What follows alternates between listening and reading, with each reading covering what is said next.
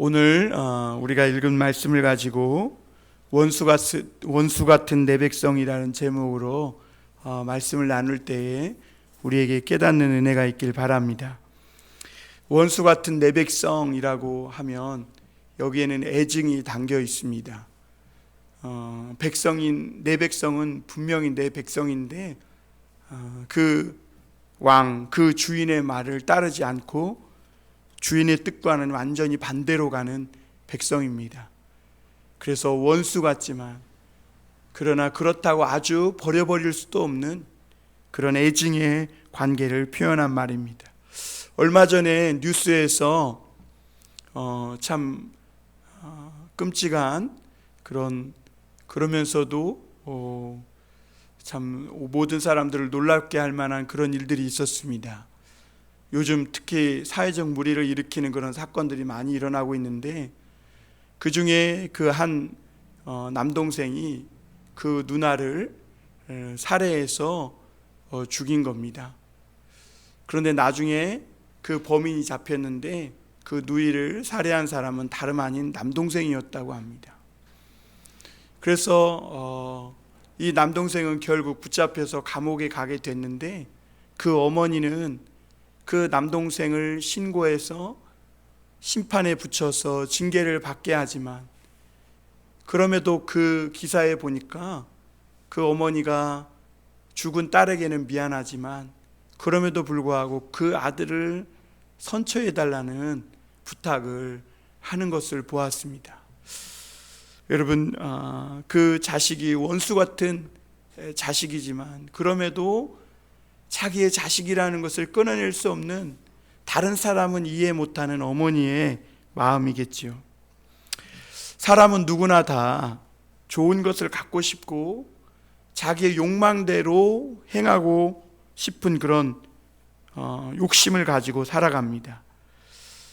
그런데 분명히 성경은 다른 사람의 것을 빼앗아서 내 욕망을 채우려는 그런 행동은 반드시 죄라고 합니다. 죄. 하나님을 사랑하고 이웃을 사랑하라, 이것이 성경의 핵심 메시지인데, 이것이 신앙생활의 기본이고 근본인데, 여기서 사랑은 뭐냐? 사랑은 감성적인 것을 말하는 게 아니라 다른 사람의 행복, 다른 사람이 누려야 할 그 몫을 소중히 여겨주며 살아가야 한다는 겁니다.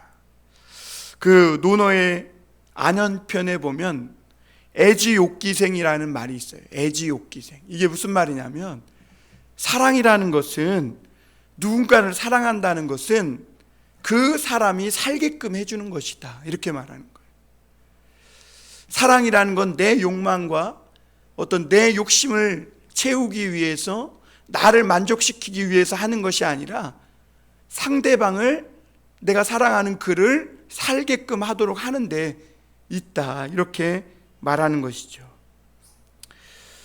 하나님이 이 이스라엘 백성들에게 너희가 하나님의 백성이 되는 길은 죄가 없는 완전한 의인이 되거나 아니면 제사나 금식이나 이런 종교 생활을 완벽하게 하는 데 있지 않다고 말해요.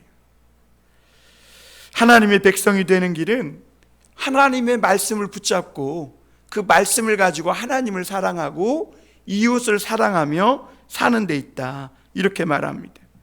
그래서 하나님은 유다 백성, 하나님의 백성들은 내가 더 잘 살고 내가 더 많이 가지기 위해 다른 사람의 몫까지 빼앗아서 내게 채울 것이 아니라 지금 있는 것도 너무 많다는 거예요. 군사를 좀 빼라는 겁니다. 그래야 너희가 하나님의 백성으로서 세상의 아름다운 그런 하나님의 이 백성들의 삶을, 모습을 가지고 살아갈 수 있다, 이렇게 말하는 거죠. 오늘 우리가 이 말씀을 통해서 첫 번째 생각해 볼 것은 하나님의 백성들의 욕심입니다.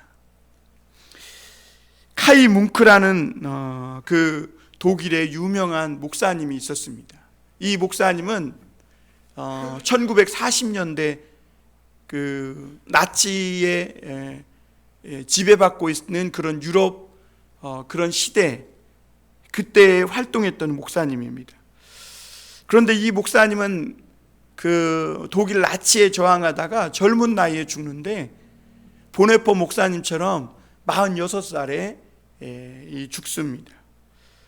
그런데 이 목사님이 그 당시에 했던 유명한 말이 있어요. 오늘의 설교자들이 해야 할 설교는 무엇인가 라는 겁니다. 그러니까 나치의 치하에서 수많은 사람들이 인권이 유린당하고 인종차별당하고 유대인이라는 이유로 600만이나 넘는 사람들이 막 죽어가고 있는 이런 상황에서 하나님의 교회에서 목사들이 해야 할 설교는 무엇인가 라는 것이죠. 기본적으로 설교자들의 메시지는 믿음, 소망, 사랑이에요. 이것이 아무래도 설교자들의 기본 메시지입니다. 그런데 뭉크 목사님은 나치 치하에 있는 그 당시 상황에서 이런 설교가 지금 이 독일에 필요한 것이 아니라 지금 이 독일 나치 사하에서 정말 필요한 설교는 무모함이라 그래요. 무모함. 왜 그러냐? 그러면서 이 뭉크 목사님이 하는 말이, 오늘날 교회가 잃어버린 것은 믿음, 소망, 사랑에 대한 메시지를 잃어버린 것이 아니라 하나님의 거룩한 분노에 대해서 잃어버리고 있다, 이렇게 말합니다. 왜냐하면 이 불의한 현실이 눈앞에서 벌어지고 있는데 교회들이 마치 아무 일 없는 것처럼 다 침묵하고 있다는 거예요. 아무 말도 안 하고 있다는 거예요. 눈앞에서 그런 현실이 막 사람들이 죽어가고, 히틀러 나치에 의해서 수많은 사람들이 불의한 일을 겪고 그 불의한 현실이 눈앞에서 버젓이 벌어지고 있는데도 교회는 입 다물고 있는 것이죠. 아무 일 없는 듯이 살아가고 있다는 것이죠. 그리고 분노하지 않는다는 것, 이것이 바로 교회의 본질을 훼손하고 있다, 이렇게 말씀합니다. 이 말 때문에 결국 뭉크 목사님은요, 사람들에게 불편한 사람이 돼요. 만나기 불편한 사람. 그리고 결국에는 이 말 때문에 일찍 죽어요. 나치에 붙들려서 죽습니다. 오늘 우리가 1절에서 5절에 보면 당시 하나님의 백성이라고 하는 이 유다 백성들에게 나타나고 있는 그런 현실에 대해서, 처참한 현실에 대해서 폭로하고 있음을 보게 됩니다. 우리 거기 1절 한번 보겠습니다. 2장 1절입니다. 그들이 침상에서 죄를 꾀하며 악을 꾸미고 날이 밝으면 그 손에 힘이 있으므로 그것을 행하는 자는 화 있을진저 밭들을 탐하여 빼앗고 집들을 탐하여 차지하니 그들이 남자와 그의 집과 사람과 그의 산업을 강탈하도다, 이렇게 말합니다. 여러분, 하나님은 이 이스라엘 백성들을 애굽에서 건져주고 하나님의 백성이라고 언약을 맺을 때 굉장히 기대감이 컸습니다. 그래서 하나님은 온갖 능력과 기적으로 그 광야에서 그들을 인도해 주셨고, 가나안이라는 좋은 땅을 그들에게 선물로 주셨어요.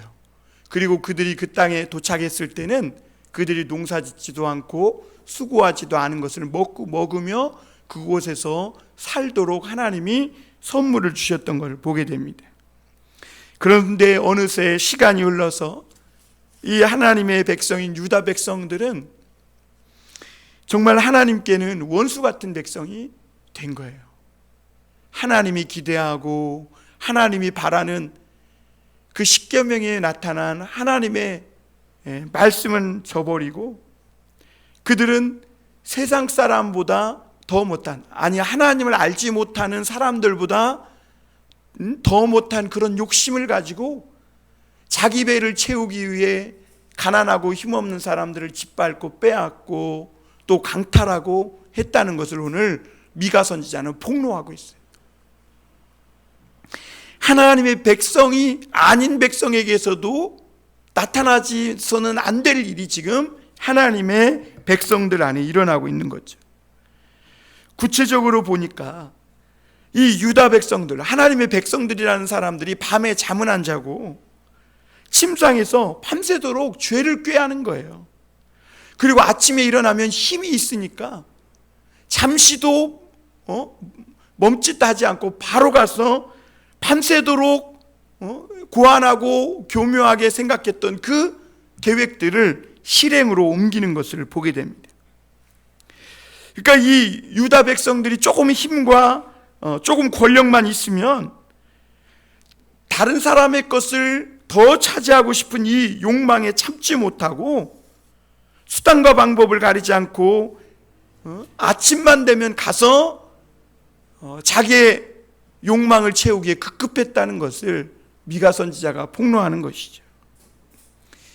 여러분, 아침부터 저녁까지 밤까지 이 유다 백성들의 생각은 하나님이 아니라, 말씀이 아니라 욕망으로 꽉 차 있는 거예요. 욕망으로. 그러니까 밤에 잠도 못 자. 왜? 내일 자기가 지금 법적인 힘도 있고 권력도 있고 물질적 부의 힘도 있어요. 그러니까 그걸 가지고 자기보다 힘없는 사람의 것을 어떻게 합법적으로 빼앗아서 내 것으로 만들어서 내 재산을 불릴 것인가, 이거에 밤새도록 그 생각에 꽉 차 있는 거예요. 여러분, 사실 사람은 누구나 더 좋은 것을 갖고 싶은 것이 욕망이에요. 기본적 욕망. 그러나 하나님은 그 욕망을 완전히 싸그리 무시하는 건 아니에요. 사람은 정당한 방법으로 땀 흘려 수고해서 하나님이 주시는 축복의 결과로 성공하고 부자가 될 수 있어요. 그러나 자기보다 힘없고 연약한 사람들에게서 빼앗고 강탈해서 자기의 욕망을 채우는 것, 이것은 하나님의 백성으로서 못할 짓이라는 거죠. 그래서 여러분, 하나님의 백성들은 은혜 받기를 사모해야 합니다. 왜냐하면 하나님께 은혜를 받으면 세상에서 무언가 좋은 것을 얻었을 때의 만족감보다 세상에서 하나님의 말씀에 순종해서 하나님의 말씀의 그 뜻대로 살아갔을 때 오는 그 만족감, 그래서 하나님을 사랑하고 이웃을 사랑하라는 그 명령에 순종했을 때 오는 만족감이 훨씬 더 크고 그것으로 만족할 수 있는 그런 능력이 나타나기 때문에 그래요. 그래서 말씀을 듣고 예배하고 은혜를 받아야 돼요.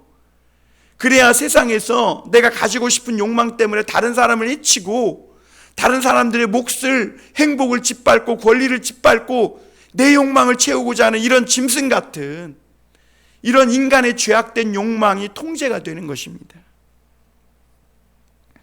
그런데 오늘 유다 백성들은 그 손에 힘이 있으니까, 이게 무슨 말이냐면 돈도 있고 권력도 있고 법적인 자격도 있다는 거예요. 그러니까 자기가 하고 싶은 욕망에 브레이크를 걸지 않는 거예요. 그래서 욕심에 중독되니까 더 이상 말씀의 영향을 못 받아요. 여러분, 사람이요, 자기 욕망에 중독되면요, 하나님의 말씀이 아무런 영향을 미칠 수가 없어요. 그래서 성경은 욕심이 잉태한 즉 죄를 낳고 죄가 장성한 즉 사망을 낳느니라, 이렇게 말한 거예요. 여러분, 우리 사회에서 무리를 일으키는 다 죄악들은 욕망을 채우지 못해서 그 욕망을 또 다른 방법으로 채우는데 그게 살인이에요. 살인. 여러분, 욕심에 지배를 받고 중독된 이 유다 백성에게는 못할 짓이 없는 거예요. 하나님께서 이 이스라엘 백성들에게 애굽에서 꺼내주신 후에 가나안 땅을 주고 골고루 땅을 분배해 줬어요. 제비 뽑아서, 공평하게 제비 뽑아서 12지파에게 다 골고루 줬어요. 그리고 하나님께서 부탁한 말씀이 있는데 그것이 뭐냐면, 내가 능력이 있고 힘이 있다고 해서 능력 없고 힘없는 사람의 땅을 사고 팔 수 없도록, 그래서 그 땅을 차지할 수 없도록 하신 거예요. 혹시나 이 사람이 살다 보니까 힘이 없고 가난해서 조상이 물려준 땅을 팔았으면 7년 되면 50년이 되면 안식 그 희년에 그 땅을 본래 주인에게 되돌려주게 된 거예요.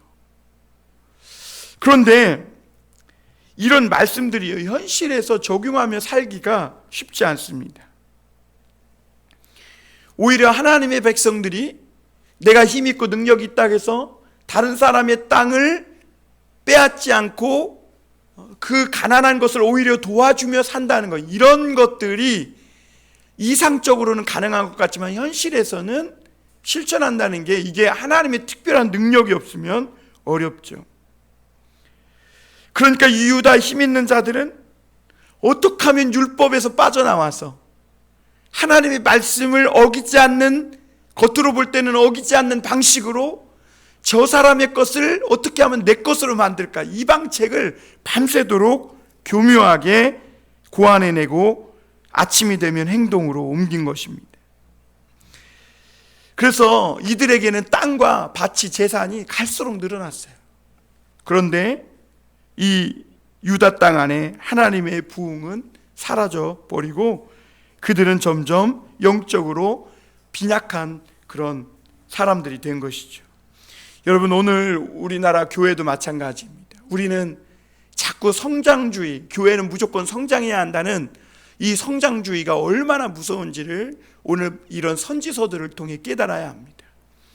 여러분, 어떤 목사님은 교회는 다운사이징을 해야 한다, 곧 군사를 빼야 한다 그랬어요.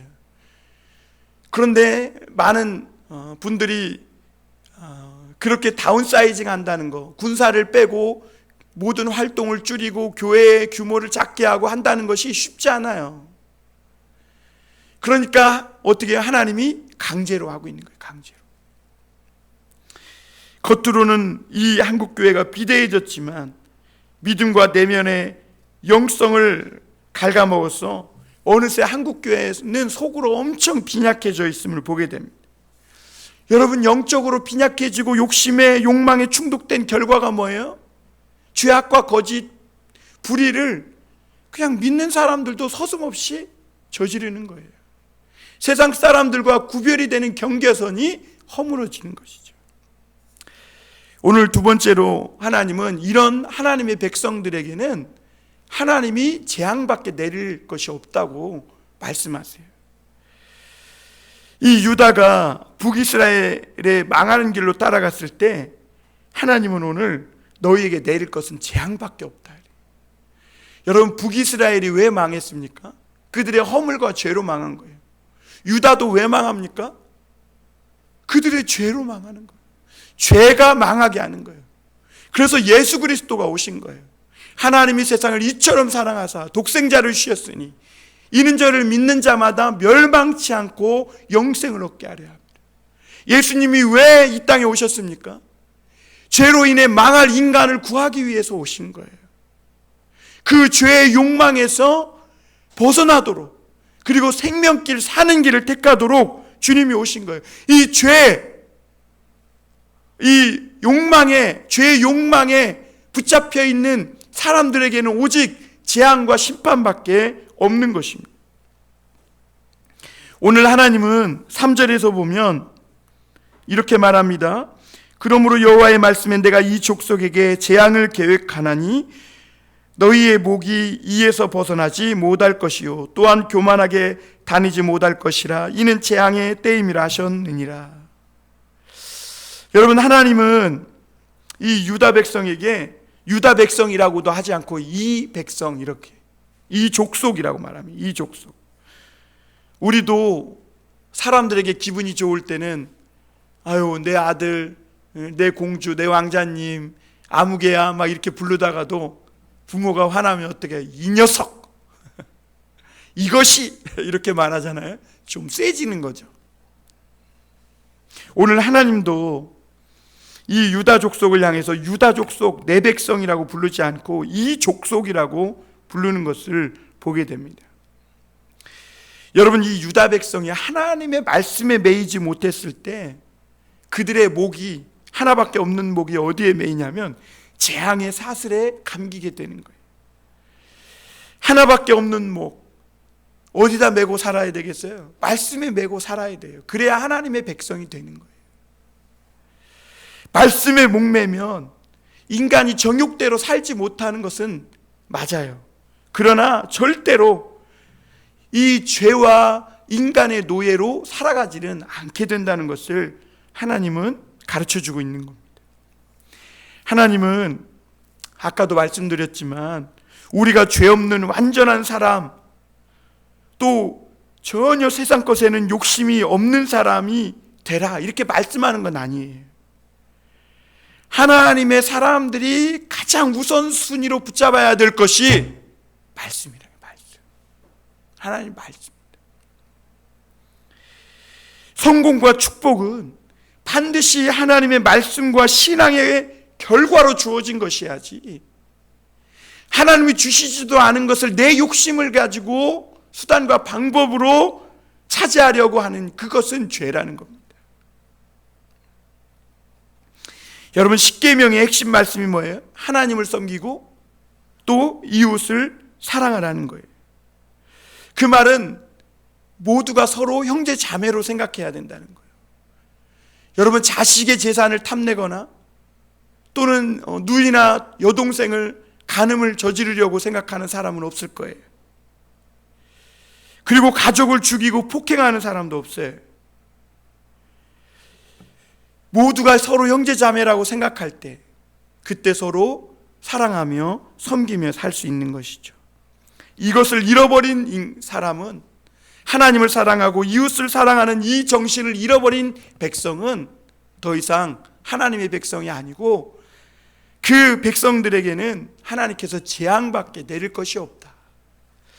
우리가 마지막으로 한 가지 더 볼 것은, 그럼에도 불구하고 하나님은 원수 같은 내 백성이라고 이렇게 말씀해요. 원수 같은 내 백성이다. 우리 한번 거기 볼까요? 몇 절이죠? 예, 10절입니다.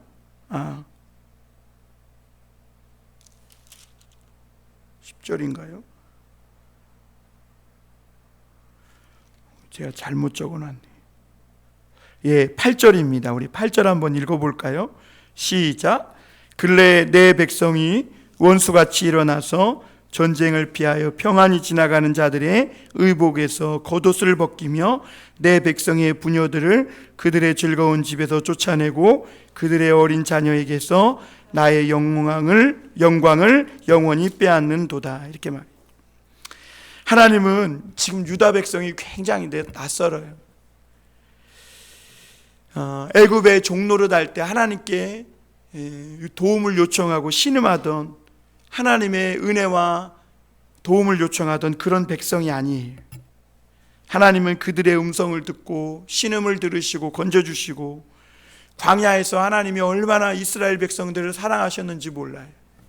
그리고 이스라엘 백성들은 광야에서 비록 실수도 많고 허물도 많았지만 하나님의 은혜와 보호 속에서 그들은 하나님의 말씀을 실천하며 광야를 무사히 지나가게 돼요.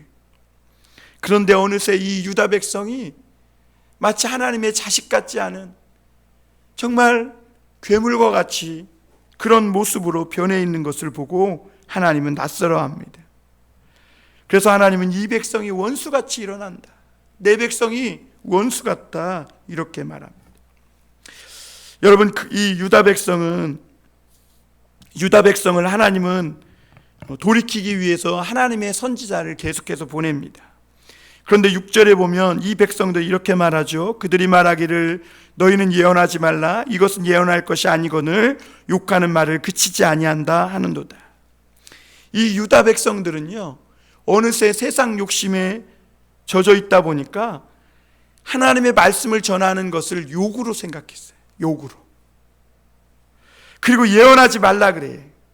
왜냐하면 자신들은 지금 생각하기에 내가 성공하고 부자가 된 것이 하나님이 축복해서 된 것 같은데, 왜 선지자들은 자꾸 자신들이 잘못됐다고 그렇게 말씀을 선포하나?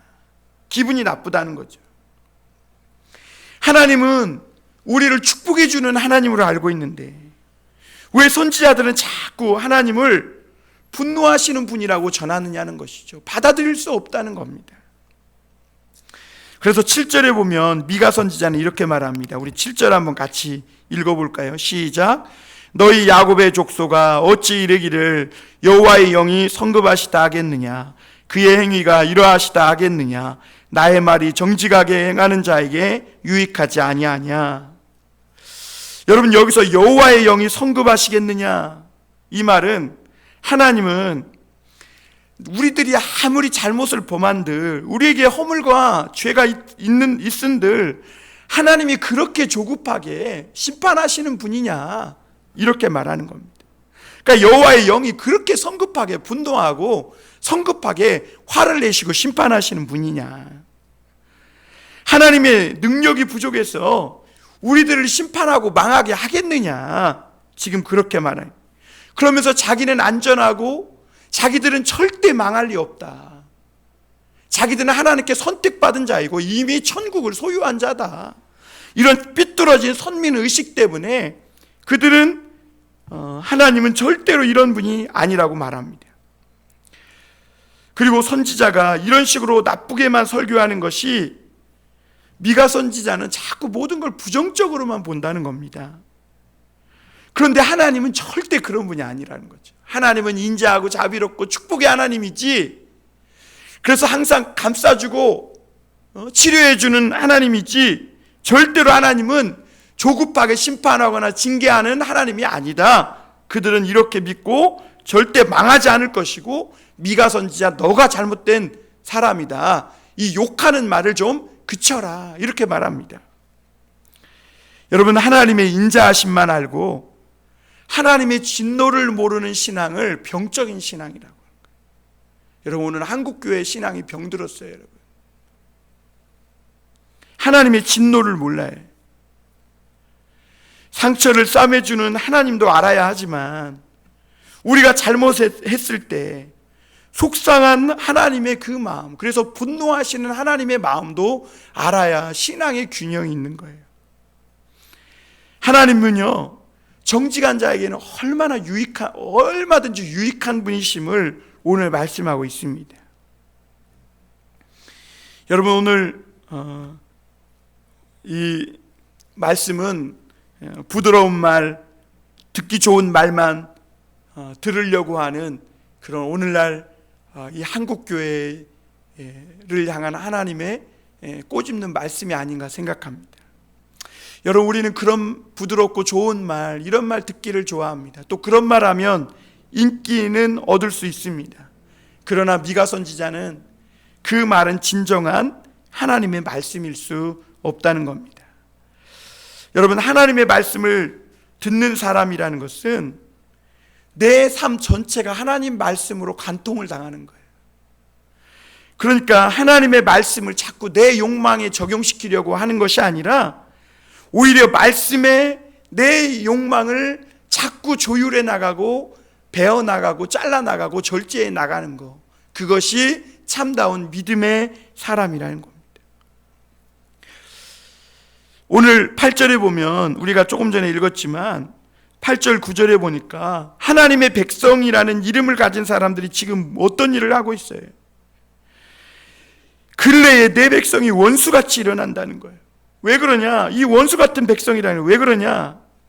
이 백성들이 하나님의 그 언약을 맺고 세상을 축복하는 제사장 나라로 하나님이 소명을 주시고 축복해 주셨음에도 불구하고, 이제는 전쟁이 끝나고 공포에 이제 놓여서 집으로 돌아가려는 사람들을 붙잡고 의복을 빼앗고 강탈하는 그런 사람들처럼 이런 엄청난 짓을 유다 백성들이 저지르고 있다는 거예요.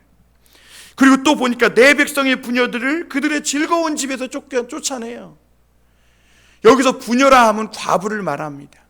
여러분, 열왕기 하에 보면 이스라엘의 사르밧 과부나 이 선지 생도의 과부가 얼마나 가난과 시련 속에서 이제는 그 아들마저 종으로 빼앗기는 그런 엄청난 일들이 벌어지고 있음을 보여주고 있죠.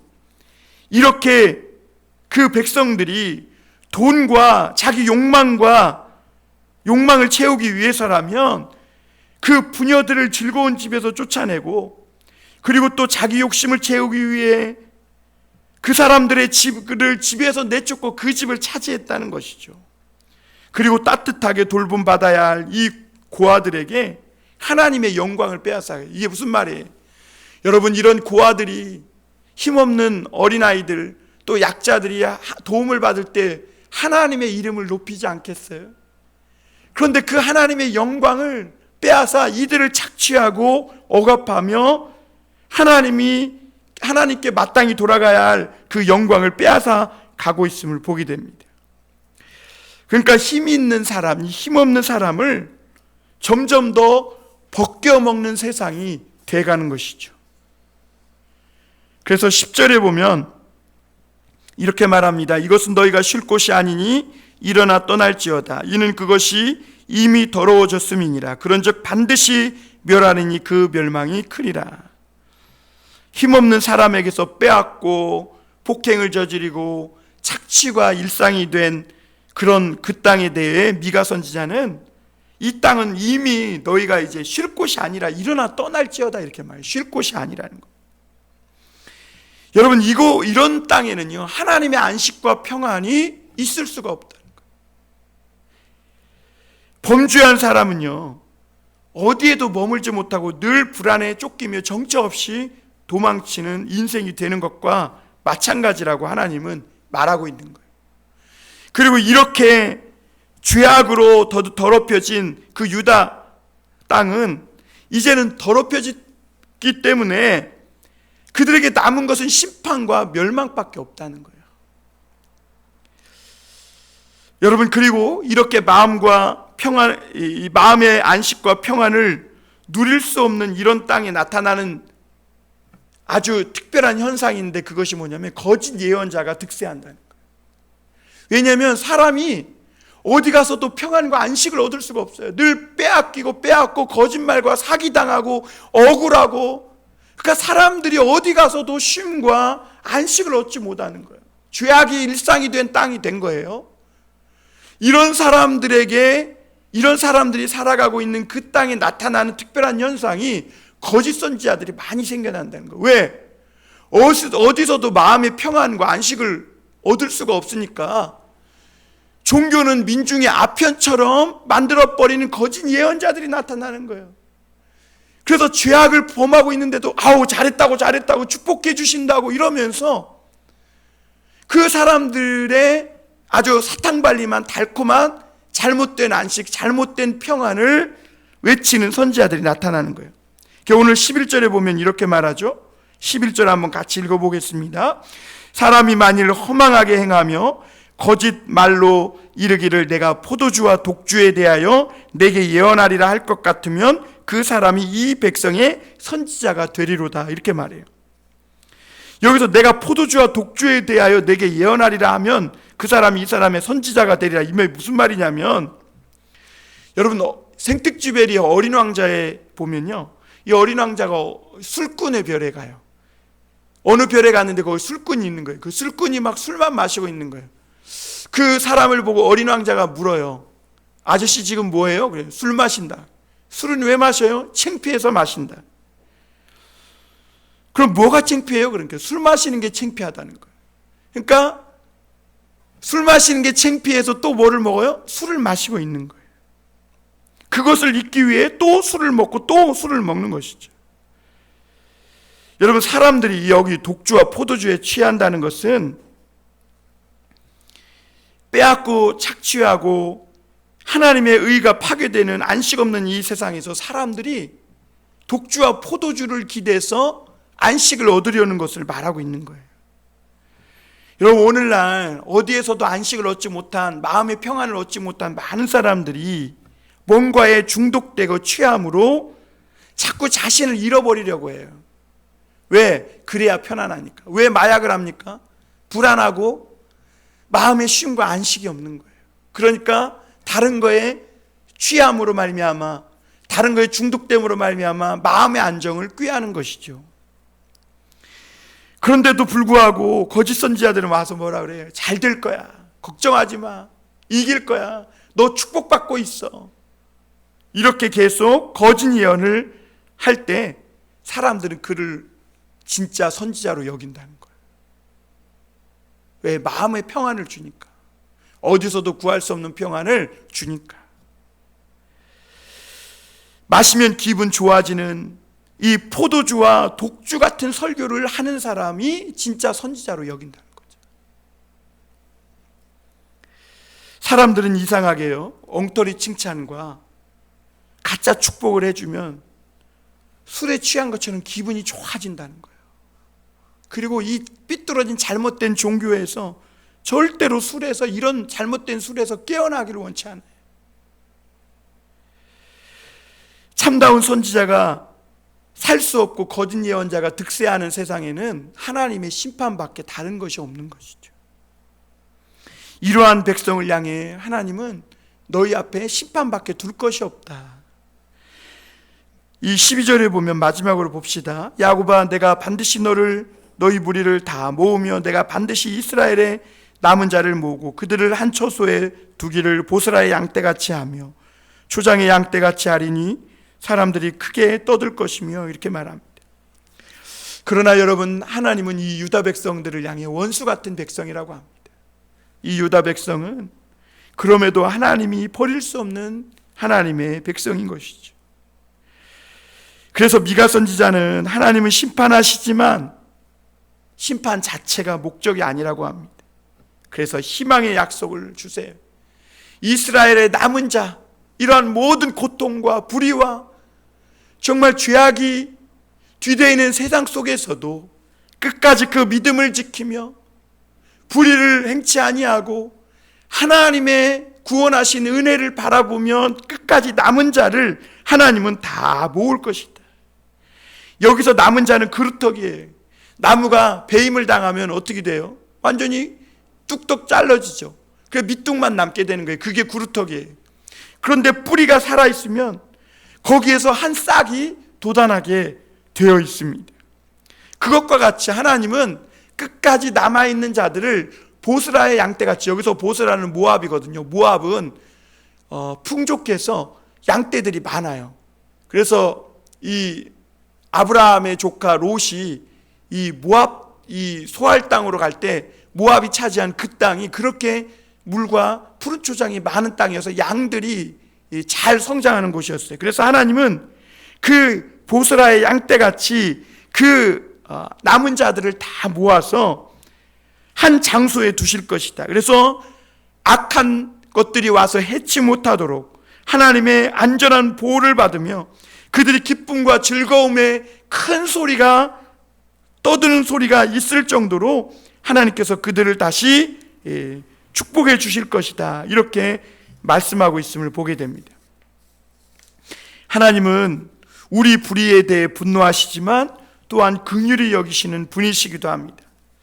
그래서 하나님은 남아있는 자들을 모아서 회복시키시는 하나님이라는 것을 미가 선지자는 마지막에 그래도 끝까지 포기하지 않고 남은 자들이 하나님을 소망할 수 있도록 희망의 메시지를 줍니다. 그래서 13절에 보면 한번 보겠습니다. 길을 여는 자가 그들 앞에 올라가고 그들은 길을 열어 성문에서 이르러서는 그리로 나갈 것이며 그들의 왕이 앞서가며 여호와께서는 선두로 가시리라. 여러분 멋지지 않으세요? 하나님이 그들 앞에 선두로 가신다는 거예요. 여러분, 우리는 하나님을 길 없는 곳에 길을 내시는 분이라고 고백하고 있어요. 우리가 세상을 보면 정말 길이 없어요. 막막해요. 정말 과연 이렇게 죄악이 불의가 가득한 땅에 무슨 희망이 있고 소망이 있을까? 내 인생에 정말 내가 나를 봐도 구제불능이고 죄악으로 정말 욕망으로 가득 찬 내 인생인데 이 인생의 죄악의 굴레에서 벗어날 길이 있을까? 그런데 여러분, 여기서 길을 여시는 분이 계시대요. 하나님께서 우리에게 찾아오셔서 길을 열어주신다는 거예요. 길 없는 곳에 길을 내주시고 닫혔던 문을 열어주신다는 거예요. 예수 그리스도가 이 땅에 오셔서 하나님과 우리 사이에 죄악으로 막혔던 문을 열어주듯이 하나님이 우리에게 오셔서 성문을 열어주시고 그 성문으로 들어가게 하신다는 것이죠. 죄와 저주의 포로로 갇혀서 욕망의 포로로 갇혀서 살아가는 우리들에게 하나님은 오셔서 이 모든 욕망의 수용소에서 벗어날 길이 없어서 헤매고 있던 우리들을 하나님은 건져주시고 예수 그리스도로 말미암아 길을 내주시고 그리고 모든 죄의 담을 허무시고 우리를 그 영원한 저주에서 이끌어주시고 우리가 그 성문에 이르면 하나님이 선두에서 우리를 인도해 주신다라고 말씀하고 있는 것이죠. 여러분, 길을 여는 자, 하나님께서, 주님께서 우리 인생의 선두로 달려가고 계십니다. 절망과 죽음의 장애물을 뚫고 우리를 영원한 생명으로 인도해 주시고 계심을 믿으시고, 오늘도 우리 앞에 선두에 서서 인도하시는 그 주님만 붙들고 믿음으로 살아가면 하나님은 반드시 그 남은 자들을 보스라 양떼같이 모아서 어느 날엔가 그 가운데 큰 소리로 떠드는 기쁨의 환호 소리가 있는 그날을 주실 것을 믿습니다. 우리 모든 성도들이 오늘 이 말씀을 듣고 그 주님의 은혜와 그 주님의 사랑을 바라보며 살아가는 우리 모든 성도들이 되시기를 주님의 이름으로 축원합니다. 기도하겠습니다.